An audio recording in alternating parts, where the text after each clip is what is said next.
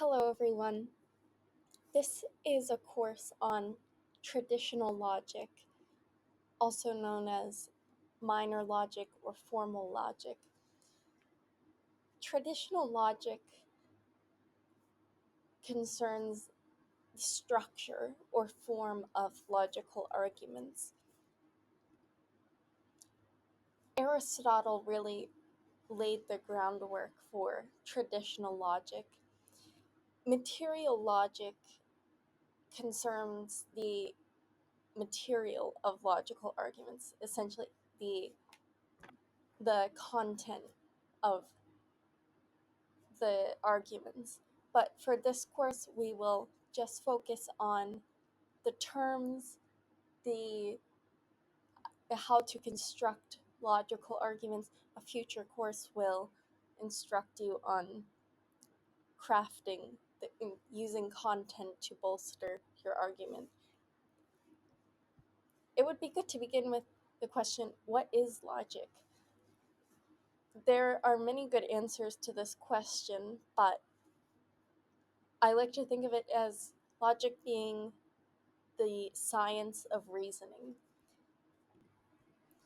Most logic curriculums begin with discussing the three acts of the mind, which are simple apprehension, judgment, and reasoning. The first, simple apprehension. This is when you can grasp a concept, but you don't necessarily affirm or deny anything about the concept. You don't pronounce judgments, you don't make connections, you just have, as the term indicates, a simple apprehension of the object. As I mentioned, you're not pronouncing judgments. Judgment is the second mental act. Judgment is the joining or separating of two concepts. I could say logic is interesting. That would be a judgment. I'm linking logic to the state of being interesting. I'm not only, I have comprehension, I have simple apprehension of both logic and the state of being interesting, and I'm connecting them. The final mental act is reasoning itself. It's moving from truths to new conclusions. That is the basis of formal logic. You will often, pretty much always see three sentences in a logical argument. You have two premises and one conclusion. That is an act of reasoning. You take two truths, it could be more, but typically in traditional logic, it's two premises and one conclusion, two truths, and then from that you are correctly able to reach a new conclusion. But let's go back a little bit more deeply, back to simple apprehension. The verbal expression of simple apprehension is a term. A term is the verbal expression of what you understand. So let's say you have a simple apprehension of a chair. When you say the word chair, that is your verbal expression of your concept of a chair. I know that sounds really stupid to say, but it does help as we move to the second and third mental acts. Because this is so simple, I guess it's stating the obvious that terms do not affirm or deny. They're not pronouncing judgments. They're not reaching any new conclusions. They are just stating what the mind is doing.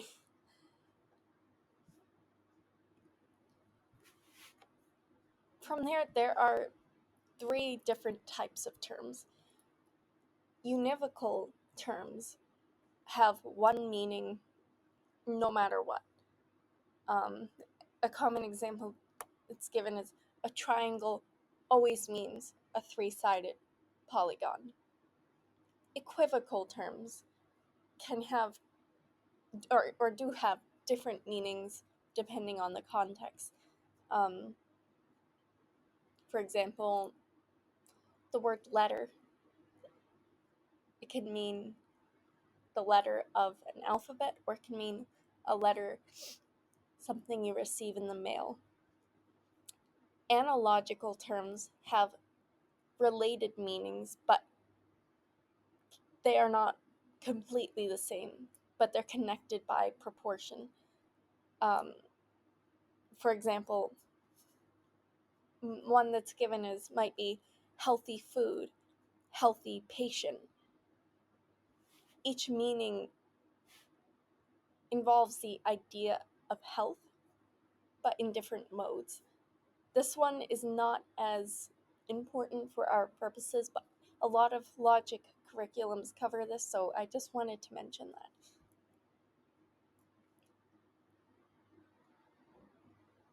From here, we can begin to understand properties of comprehension and extension. Every term has these two properties. Comprehension, this is the qualities that the concept includes, and extension is the range or the number of individuals or parties that the term covers or applies to. So, I'm sorry, that sounds very vague. But let's take the example of an animal. Animal has a wide extension, right? There are many, many different animals. They all fall under the same category of animal. But there's comparatively little comprehension. Like, there are very few attributes that we can say about what an animal is. We might say it's a living, sentient, I don't know how we might go about comprehensively defining an animal, but as we can see, the term animal has a greater extension than it does comprehension. If we were to take the term rational animal, this has a greater comprehension. There are more attributes attributed to it, but it applies to fewer things. Right, a rational animal is a human.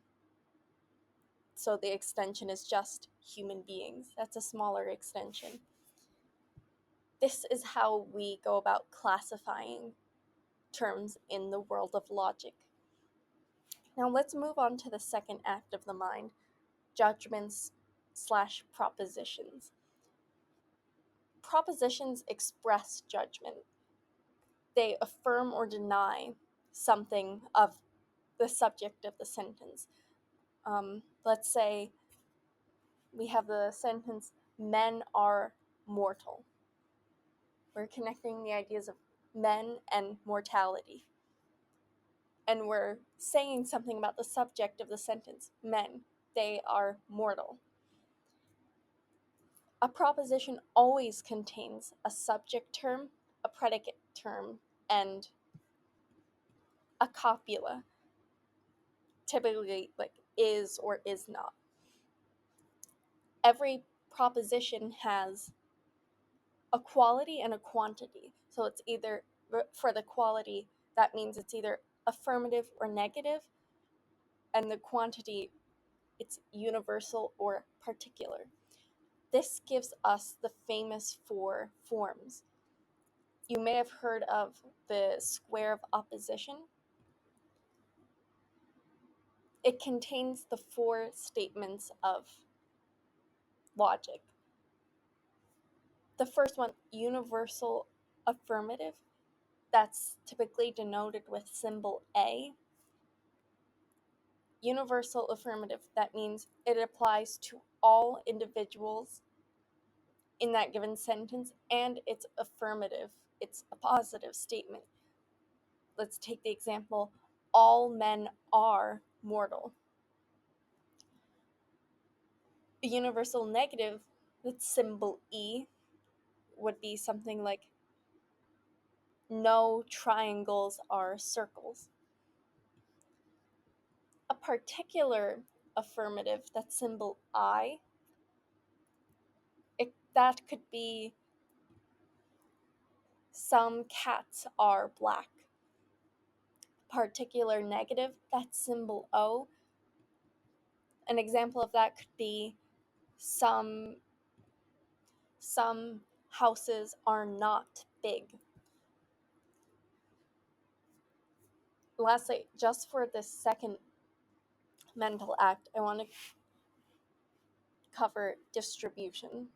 We've pretty much covered this, but distribution tells us whether a term refers to all members of its class. I want to elaborate more on the square of opposition now. So, as we just mentioned, every categorical proposition falls into one of these four types: universal affirmative A, universal negative E, particular affirmative I, particular negative O. This is the foundation of syllogistic reasoning.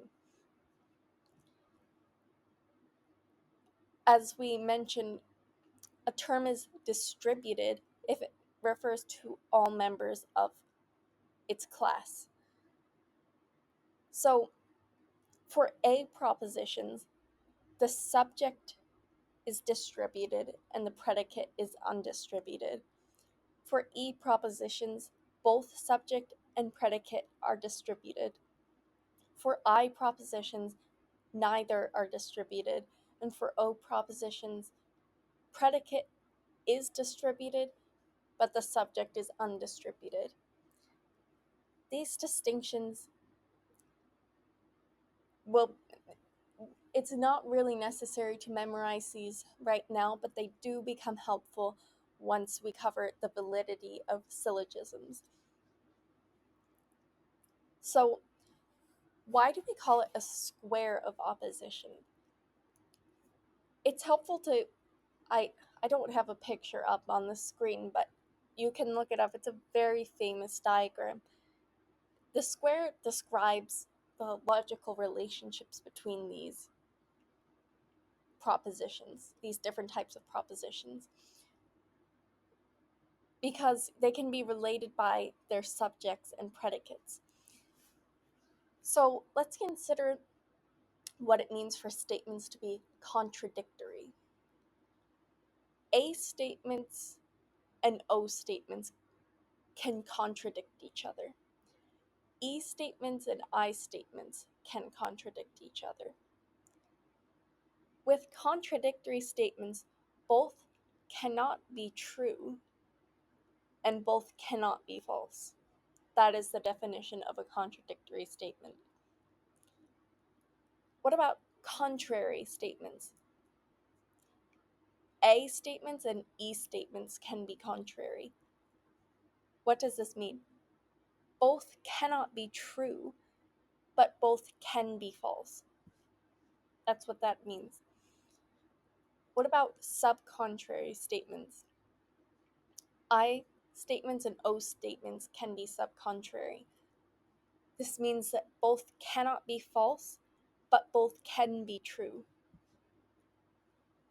Finally, subalternation. This is pretty interesting, so just try to follow along. Let's say you have an A statement. It can follow that the I statement is true. And let's say you have an E statement. It can follow that its O statement is true. In logic, we have the phrase, truth flows downward, falsity flows upward. So we can infer the truth from statements, I and O statements if we have either the A statement or the E statement, but we cannot take, let's say, an I statement and say that its corresponding A statement is true. Try this. I would really recommend that you practice writing these 4 different types of statements and practicing writing contradictory statements, contrary statements, sub-contrary statements, and practicing subalternation. Take an A statement, write out its I statement, and see if you can logically infer whether the I statement is true, whether the A statement is true. But for now, I do want to move on to immediate inference. Using immediate inference, we can draw conclusions from a single proposition. Let's take the subcategory of conversion, which is swapping the subject and the predicate. This is only valid for E, I, and well, hold on, let me stop. This is only valid for E and I propositions. It is valid for A propositions only by limitation. As in, if we have the statement all S are P, it would become some P are S. The second type of immediate inference is obversion. This is a change in quality. You replace the predicate with its complement. This is always valid. Let's take the example, the A statement, all men are mortal. The obverted statement would be no men are non-mortal. We changed the quality of the sentence, it went from positive to negative, and then we took the predicate and replaced it with its complement. The final type of immediate inference is contraposition. It says you do this by first switching the subject and the predicate and replacing both with their complements. This is only valid for A and O propositions. It is interesting to note that contrapositives are frequently used in mathematics, writing out mathematics proofs, papers. So if that's something you're interested in, you will probably see a lot of that.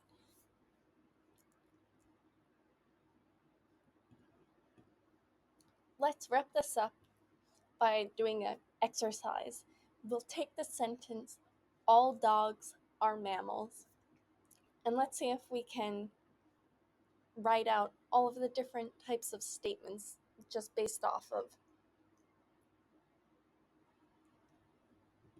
what I say. Let's see if you can write the correct statement. Okay, contradictory. And if you'd like, you can pause the video, but I'm just going to say the answer after each one of them, and if you get it correct, good for you. The contradictory statement would be, some dogs are not and sorry. Hold on. I messed that up. The original sentence is, all dogs are mammals. The contradictory statement would be, some dogs are not mammals. That's an O statement. The contrary statement would be, no dogs are mammals. That's an E statement. The subalternation would be, some dogs are mammals. That's an I statement. Upverting the statement would be, no dogs are non-mammals. And the contrapositive would be, all non-mammals are non-dogs. I know that sounds weird, but that's technically how you would correctly write it. I know this might have been a lot to take in. I do highly recommend the curriculum Traditional Logic 1 and 2, An Introduction to Formal Logic by Martin Cothran. It is published through Memoria Press. It is very systematic. I feel like it gave me a very good education in traditional logic. I would recommend it to anyone. I taught it to myself, which may be obvious. I don't always have the best grasp on things, but it works well enough for me. And if you want a deeper knowledge of logic than what I can give you, I'm sure there are many helpful online resources. In any case, thank you for listening, and I'll see you in the next lesson.